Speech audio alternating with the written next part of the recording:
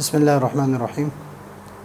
آج کا جو سبق ہے عربی ترجمہ کرو، تو ابھی ترجمہ جو ہے جہاں پر یہ لگا ہوا ہے یہ اور یہاں پر میں سے ہاذا ایک مرتبہ لکھوں گا، اس یہ کے مقابلے میں، اس کے مقابلے میں، اس کے مقابلے میں، اس کے مقابلے میں اور اس کے مقابلے میں، اور اس یہ کے مقابلے میں بھی میں یہاں پر ہاذا لکھوں گا۔ آپ اگر لکھنا ہے تو ہاذا ہاذا ہاذا ہاذا اس طرح الگ الگ لکھنا ہے، میں صرف آسانی کے لیے تاکہ ٹائم بہت کم لگے اور آپ سمجھ جائیں۔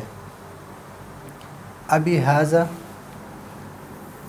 تو پینسل کو کہتے ہیں مرسمن،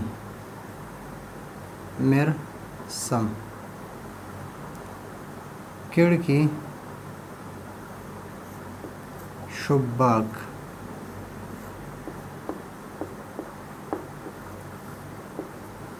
دیوار،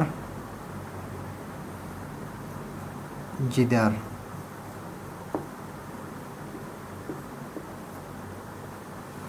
ہاذا مرسمن یا ہاذا مرسم، ہاذا شباکن یہ کھڑکی ہے، ہاذا جدارن یہ دیوار ہے، ہاذا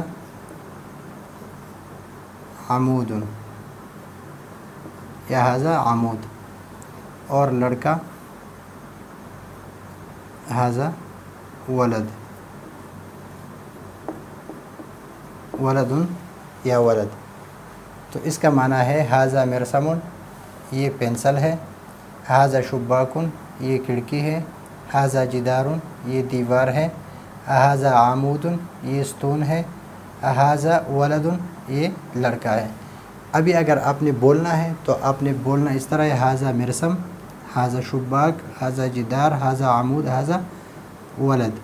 لیکن اگر لکھنا ہے تو ولدن، عمودن، جدارن، شباکن اور مرسمن اس طرح پڑھنا ہے۔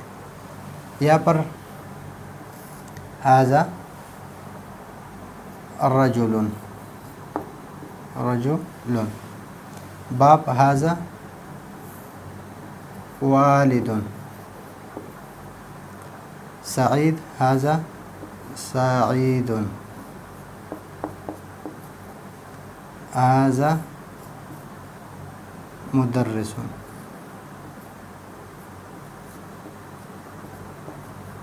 یہ تشدید کے نیچے میں نے زیر لکھ دیا ہے، تو یہ زیر اگر اس کے اوپر ہو تو یہ زبر ہوتا ہے، نیچے ہو تو زیر ہے۔ اور ہاذا عالم۔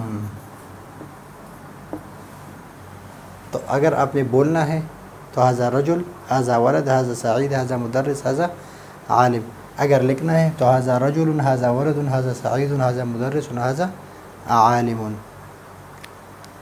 تو مرسم پینسل، شباک کھڑکی، جدار دیوار، عمود ستون، ولد لڑکا، رجل مرد، والد باپ، سعید تو نام ہے، مدرس مدرس، اس کو معلم بھی کہہ سکتے ہیں، استاذ بھی کہہ سکتے ہیں، یہ عالم ہے، ہاذا عالم۔ تو یہ ہے آج کا ہمارا سبق۔ اگلے سبق کے لیے اجازت چاہتے ہیں۔ اللہ حافظ۔